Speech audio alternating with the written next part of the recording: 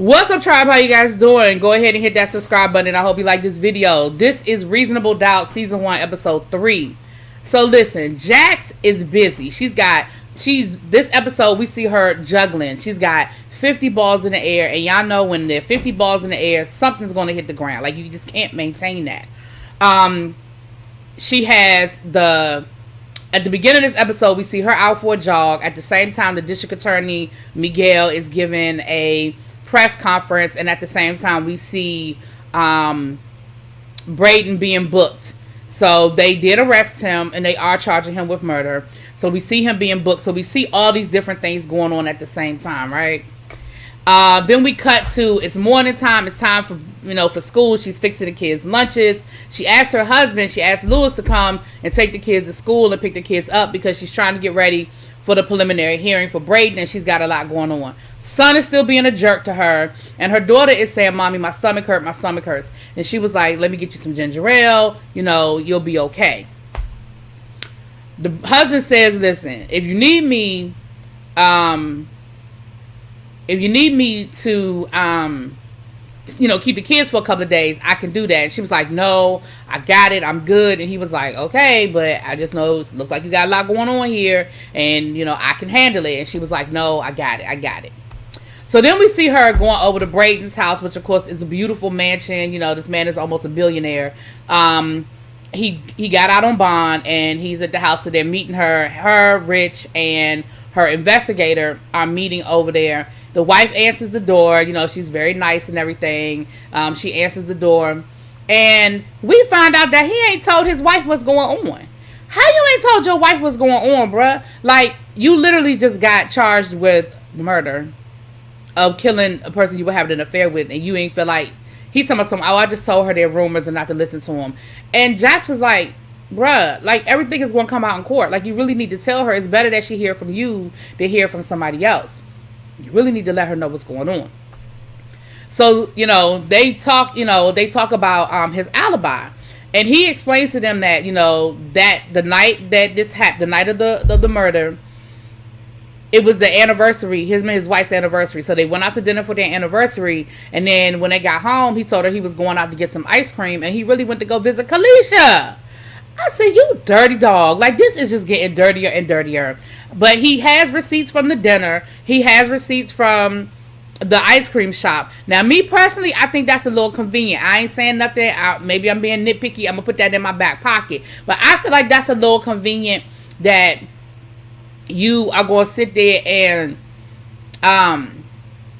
have all your receipts. Now, I know I keep receipts, random receipts. Like, I don't just hold on to, like, if I go through my wallet, I might just have some random receipts in there from when they gave me my credit card back or they gave me my debit card back, and I just put it in my wallet. But I don't I don't just purposely have receipts from when I went to dinner last Tuesday night at 8 o'clock. I don't have receipts from the ice cream store. I stopped at on my way home because I was in the taste for a little bit of, hot fudge sundae. I just think that's a little convenient. But I'm going to put that to the side because, like I said, maybe I'm being a little nitpicky, okay? So she was like, okay, that's good. That's good. Thank you for letting me know.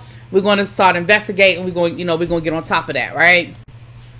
So then she explains to him what the preliminary hearing is and what's going to happen next. She says, listen, the preliminary hearing is just for us to see what they have on you, what type of evidence they have, and so we know how to move forward. She said the reality is they're not going to drop the charges.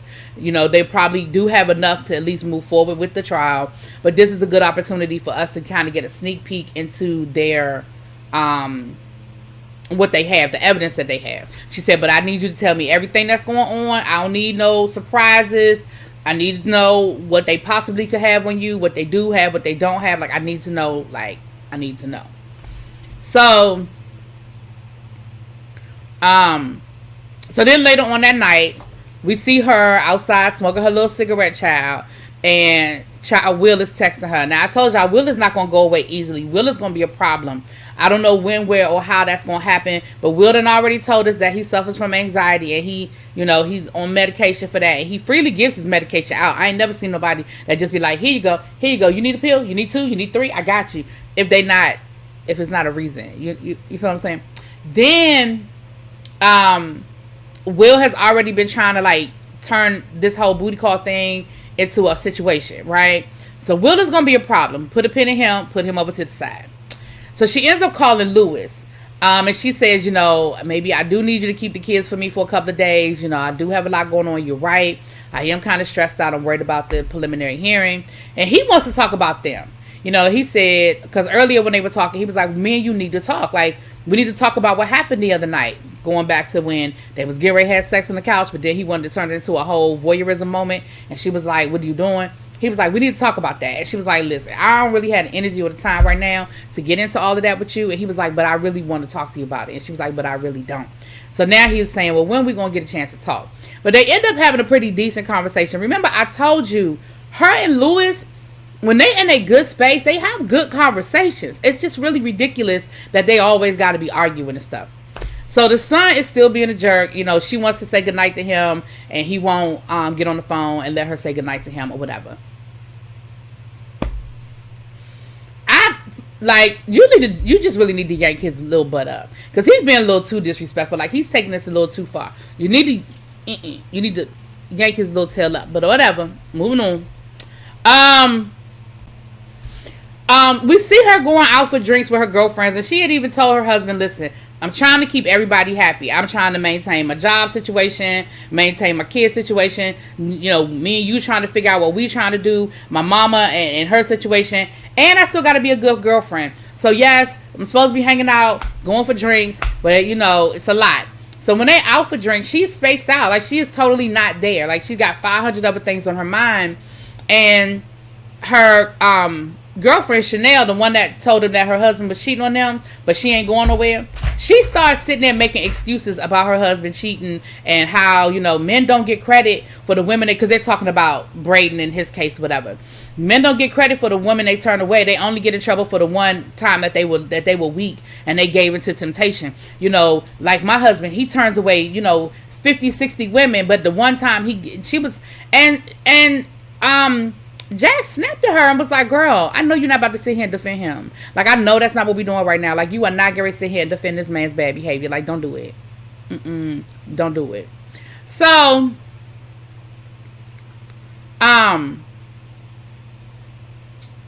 Chanel, she plays it off like she's joking, but you can tell that Chanel ain't feeling it. You can tell she's not happy about it, and she don't find it funny. She don't think it's a joke at all, right? And later on in the episode, she actually texts Jax and was like, I'm really feeling some kind of way about what you said. Can we talk later? Like, I really feel like me and you need to talk. And Jax was like, you know what? Out of all the things I got going on, that is the least of what I need to be dealing with. But girl, I hurt your feelings. She was like, fine, we could talk. Okay. We get back to the office, and Fallon, Kalisha's cousin, is at the office waiting on Jax, because she was like, I thought you said you believe in black girl power. Like, I thought you had our back. I thought you was gonna be there for us. I thought you was gonna support us. Like, what's good? What? And she was like, I did feel that way until I don't feel like he's guilty, and I feel like anybody deserves, if I don't feel like they're guilty, I feel like they deserve, good representation. Like, you think he's guilty, I don't. She said, I tell you what, let's talk. Give me your number. She said, let's make reservations. She said the name of a restaurant. Let's meet for drinks and let's talk. Now, I don't understand what Jax feel like she need to talk to her about, but okay. Later on, she does meet up with her for drinks, and the child Fallon ain't buying what Jax is putting down. Okay, Fallon is not buying what Jax is putting down, and Fallon is basically like, you a sellout, and you just sold my cousin out. He killed her. I know he hurt her. You don't know how he treated her. He used and abused her, and now you're going to sit here and help him get away with it. And I'm not, I ain't here for it. And don't sit here and try to yin me, because it ain't going to yin. Okay. Now, what I thought was very interesting was Fallon then went to go see the DA and told the DA, like, what's good? Like, what are y'all doing? Y'all need to be doing more. I'm not going to let my cousin's name go away. I'm not going to let y'all forget about her. And he was like, listen, we're working hard. We have pretty good evidence against him, and we are pursuing it. Like, I I'm not really sure what else she wanted from the DA. Like, the DA charged him. The DA is moving forward with trying to convict him of murder. Like, I didn't really understand where Fallon was going with that by her going to the DA. But she said, well, don't you worry. I'm not going to allow her to be forgotten. You do you and I'm going to do me. You handle it your way and I'm going to handle it my way. Then there was this scene that, in my opinion, was probably one of the best scenes that I have seen in a long time. I loved the separation, but at the same time, the same thing they had going on, the music they had playing. Whoever directed this episode, bravo to you. We had Braden's house being searched. At the same time, Damon, his PO was giving him a hard time, and he was like, you know, well, your last drug test came back inconclusive, so I know you on drugs. Where are they? You thought you could just drink some magic solution and get rid of the drugs in your system? I know that you on drugs. And he starts tearing up Damon's room, right? He starts tearing Damon's room up. At the same time, the police are tearing Braden's house up. They called Jax, because Jax was like, they were supposed to let me know. They were supposed to give me some warning that they were going to execute this search warrant. I'm on my way to the house. So Rich is on his way to Braden's business office, and she's on her way to his house. She calls her husband. Well, she calls her husband. And come to find out, baby girl's stomach, because the husband picked up the baby girl from school. Her stomach was still hurting. And she was like, well, did you give, when was the last time she had a bowel movement? He was like, I don't know. She said, well, sometimes he gets a little backed up. And she gets a little backed up. She was like, you need to just give her one of her fiber gummies and make sure that she, takes a poop and she'll be okay. And what happened that I thought, again, this whole scene, because it was so many moving parts, it's hard to describe it, but so many moving parts. But she was on the phone with Rich. She had to click over to talk to her husband. Well, she called her husband and she had to keep clicking over. And there was this scene while you saw the police tearing up Braden's multi-million-dollar home at the same time that you saw the parole officer tearing up Damon's one room at the halfway house. It was so, like, the way they showed it. And then you saw Braden getting nasty with the cop. And you see Braden sort of walk up on the cop, and the cop put his hand on his gun. And then you saw Damon do the same thing to his parole officer, saying, you can't do that. You can't tear my stuff up. And he walks up like he's going to walk up on the parole officer, and the parole officer puts his hand on his gun. And I was like, oh my gosh, like, the fact that they're, like, the message in this whole scene about you could be a millionaire or you could be a con, you still a nigga. Like, that's what I walked away with, right? I don't know what y'all got out of that scene, but that's what I got out of that scene. Like, it was so good. So then,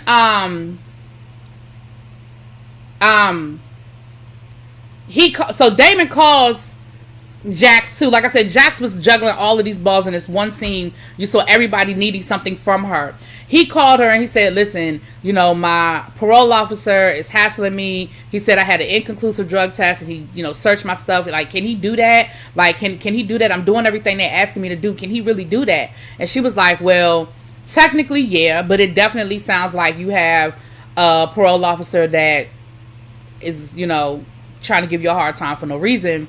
She was like, let me work on it and I'll see what I can do. I'll see what I can do. She was like, he was like, well, come by the auto shop when you get a chance. She was like, can I come by tomorrow? He was like, sure.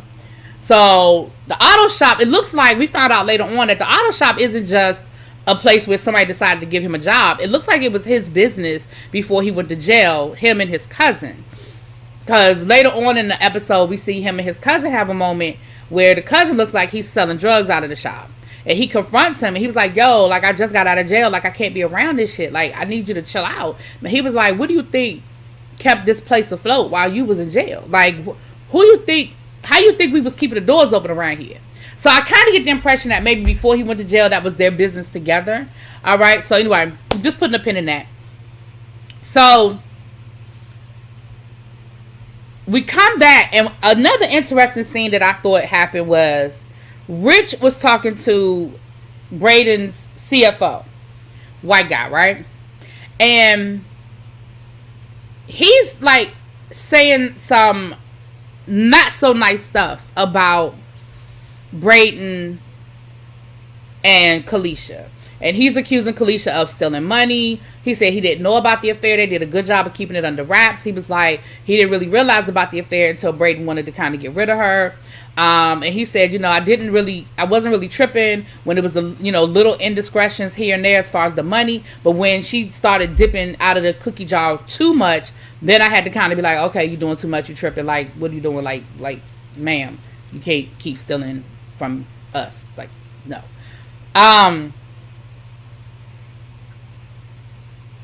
And then he starts talking to Rich about how Brayden was always trying to be 1 foot in, 1 foot out. He was never accepted in the black community, and Kalisha was his ticket in. How she, he was like, I never really agreed with a lot of her marketing strategies because her marketing strategies were in line with, the trends of the black community, and I never thought that we should build our business plan on black trends. He was like, what's the new trend now? Black girl magic.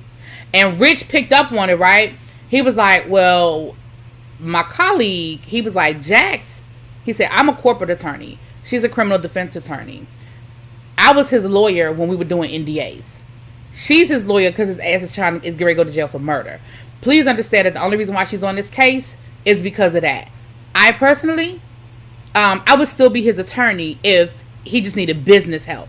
And he was like, all right, but I'm just saying, like, and he was like really trying to punk Rich. Like, you let the black woman come in and run your shit and push you out your position. And Rich was eating it up. At first he was defending Jax, but then you kind of saw his face a little bit. You saw his face kind of drop a little bit. I said, see, he buying into it. He buying into it. And remember, we found out in the first episode that there's a history there between Jax and Rich. Because we even saw where she brought up something about black men, and he was like, I ain't about to sit here and argue with you about the black community. Like, I'm not doing that. So you could definitely tell that there have been some clashes with them, probably over race relations, but I don't know that for certain. But there's definitely a past there between her and Rich, and this man is stepping right on that nerve. He's stepping right in and finding that little weak spot. I said, oh, Rich, don't do it.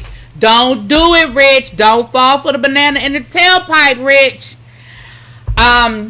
We see the investigator. He was able to pull enough records to show that even though technically Brayden had time to do it, Brayden really didn't have time to do it. Like, it really, like, everything would have had to been perfect. No accident, no turn, wrong turns, no, like, everything would have had to been perfect for his timeline to match based on, they were able to confirm him at the restaurant. They were able to confirm certain things. And they were able to confirm he was at his office at a certain time and all of that. So there really was no way to, do that. So the investigator is still on it. And he ends up going by Kalisha's apartment.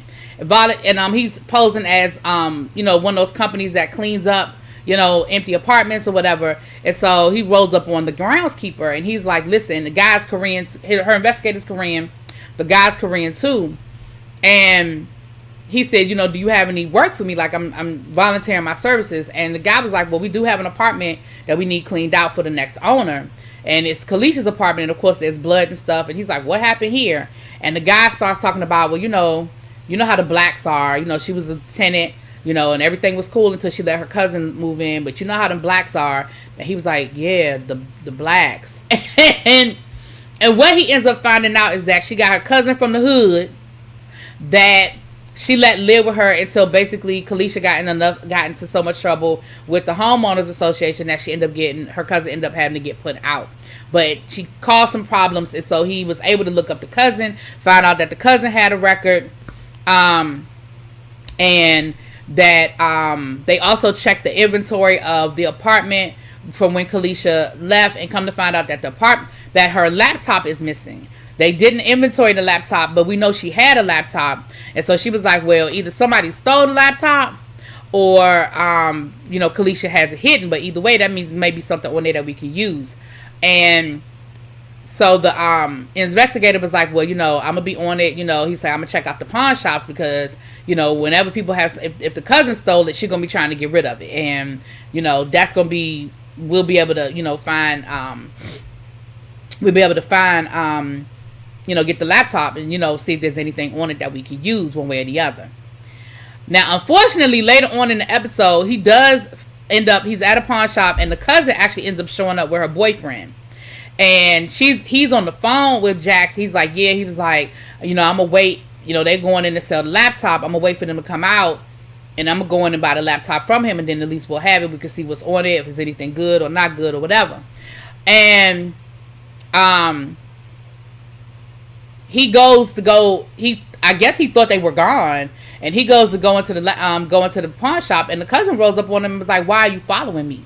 Like, why are you following me? What do you want?" And he was like, "I'm not following you. What are you talking about?" She was like, "You following me, and you better leave me alone." And then the boyfriend ends up beating up the investigator, and Jax can hear them because she's still on the phone, so she can hear him getting beat up. And that's the last. I'm sure we'll pick up with that next episode, but he ended up getting beat up, child. The poor thing. And he still didn't get that laptop because she had the laptop in her hand, so he still didn't get the laptop. Jax goes down to the body shop to see, and it is called Cooks and Sons. So I guess he's Cook. I guess he's one of the sons. I don't know, but she ends up talking to Damon about it, and Damon gives her more information, his PO's officer's name, and he tells her a little bit more about what happened. And she said, "Well, listen, I can definitely, people still owe me some favors down there. I can get you a new parole officer." She was like, but, it definitely sounds like he was trying to, create some problems. He was like, "I really appreciate it. You still the GOAT. You still the GOAT." And she was like, "Well, I failed you once, it's the least I could do." And he was like, "You didn't fail me. Like, you did the best you could. Like, you really did do the best you could." And she was like, "Yeah, but it wasn't enough. Like, you should have never gone to jail." So then we see her at her mama house going through some of her old files. She's looking for her old journal that she was keeping while she was on the case defending Damon. Because later on in the episode, we see her reading through it, and she's talking about what happened in court and, trying to help Damon and trying to, be there for Damon or whatever.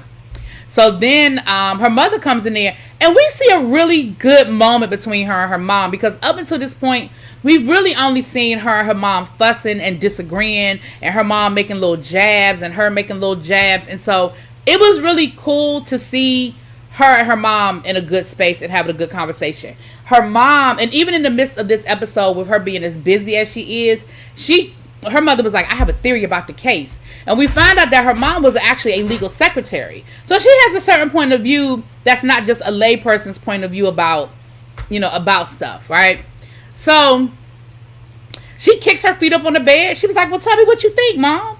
And her mom starts talking about her theory about what happened with Kalisha and with Braden or whatever. And it's an interesting theory, And they have a good moment until she gets a phone call, and it's one of her connections down to the police station.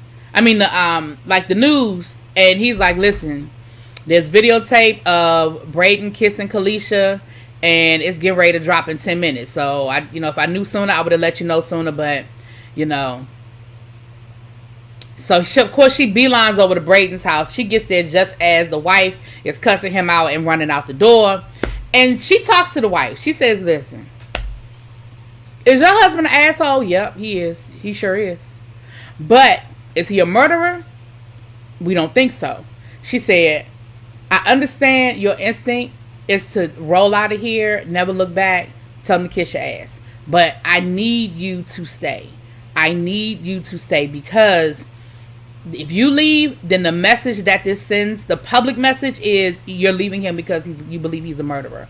And I don't care what you do. After we get him off, after we get him acquitted, I don't care what you do. That's your business. But if you really don't want him in jail or want him convicted, I really need you to stay." She said, "And better yet, if you don't do it for me, do it for your kids.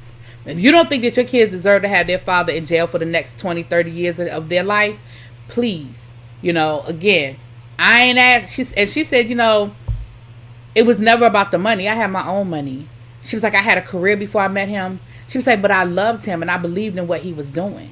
And she was like, "And for him to do this to me, I just don't, I don't know if I could ever forgive him." But she does agree to stay.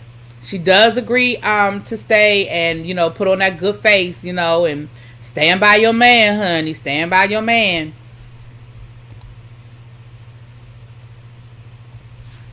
Now back over to the house, honey. Lewis is dealing with the crisis that is his 10-year-old daughter who has started her period. Now, I don't know what time, I don't know the age that kids be starting their periods these days, but 10 seemed kind of young. But it was so cute seeing him be so awkward with the daughter trying to explain to him what's going on. And she said, I'm bleeding. He was like, well, did you fall and hurt yourself? She was like, no, I'm bleeding down there. And it took him a second to be like, wait, what? And so he ends up, telling her to put some tissue between her legs, and he takes her to the doctor. Now, all the while he's trying to call, Jax. But this is the day of her preliminary hearing, and she's in court. And we have this really great split scene where we see the preliminary hearing going on. At the same time, Lewis is taking the baby to the hospital, getting the doctor to check her out. And by the time she gets out of court, she sees that he's called her 500 times. She calls him back, and he tells her what's going on. And she sort of snaps at him, and he sort of snaps at her. And then she's like, I'm on my way to the hospital. She was like, I was in court. He was like, that's right, I forgot. And the little girl didn't want to go to the hospital because she was like, I want to wait for mommy, But he was like, look, mommy's going to meet us at the hospital. He's going to meet us at the doctor's office, So it's so funny. He ended up carrying her to the car. It was so cute. So she gets to the doctor, and the doctor explains to them, listen, she started her period. And she was like now, like, she's only 10. Like, isn't that kind of soon? And the doctor was like, listen, unfortunately, these days, these things are happening faster and faster. Hormones and all kinds of stimulation that we have going on, it comes on faster. And so she said, but there are things we can do to slow it up if you don't think she's ready. Which I didn't know they could do that. I didn't know they had medicine that they could that they could slow up the period once it starts. I didn't know that. Anyway, and I didn't know that was something that was. Let me say this. I think I knew it, but I didn't know it was recommended for kids. Let me reiterate that, because yeah, I think I didn't realize that's something that they would recommend for kids. Let me put a pin in that. So they end up taking her home and sitting down and having to explain to her what her menstrual cycle is and all of that. And she was like, so can I get pregnant now? And if I can, how does that happen? And baby, she was like, oh my gosh. So they ended up having to explain to baby girl all about the birds and the bees and the apples and the trees. And she was like, oh my goodness, like I'm exhausted. Like, and her husband, once again, we see this really cute scene between the two of them where they're laughing about it and they're in a good space. Like, they really are like best friends. I just don't know if they're good as lovers. Like, that's the part I'm not sure about. Now, while all of this is going on, Brayden, they are going to hold him over for trial, first degree murder, or murder in the second degree, I think. I think it was murder in the second degree, where he could face anywhere between 15 to 30 years or whatever. And then Kalisha's cousin got a whole protest set up outside of the courthouse, and she's trying to turn Kalisha's name into a whole hashtag, honey. She's trying to turn it into a whole hashtag, okay?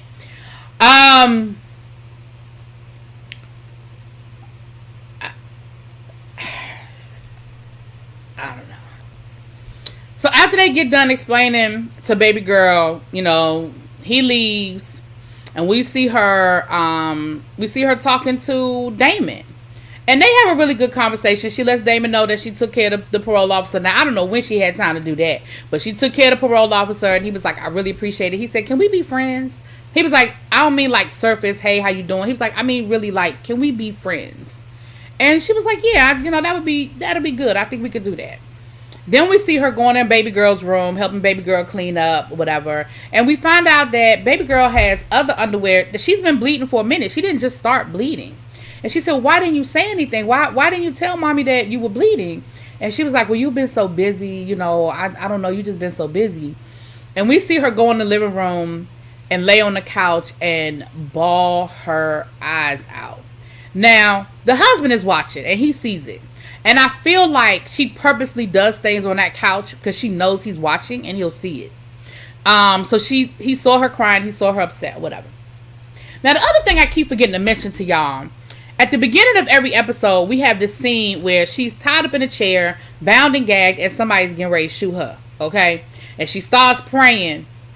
And then all we see is a gunshot go off and it fade to black. And it's 6 months prior to where the show picks up. I don't know why I keep forgetting to tell y'all that, but that's an important thing. So we are building up to this moment. So now we're trying to figure out who in the world got her tied up in this chair and want to kill her. Okay? Okay. This is a long review, but a lot happened in this episode. I told y'all this is one of them shows where everything means something. Y'all let me know what y'all think. I'll talk to y'all later. Peace.